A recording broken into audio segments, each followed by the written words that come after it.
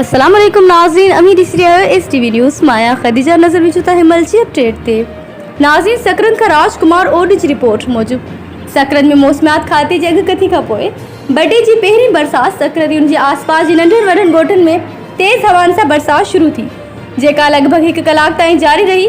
Road रस्ता पानी सां भरिजी विया, जॾहिं त ज़रई ज़मीनूं हेठां वारा इलाइक़ा पिणु पाणी हेठि अची विया। आबादगारनि चवाणी त फिटी जी फसल बीठल फसल के कापारी धक रसियो आहे, जंहिंजे करे लखे रुपए जो नुक़सान थी सघे थो, जॾहिं त केले कम जी फसलनि खे फ़ाइदो रसंदो। होॾां पिणु चयो पियो वञे त तेज़ हवाउनि वारी बरसात सबबि वण धोपिजी साफ़ थियण खां पोइ आब हवा ऐं ऑक्सीजन में बहितरी ईंदी। ॿिए पासे बरसात सबबि गर्मी में शिदत में घाटिताई, मौसम ख़ुशगवार थी वई आहे।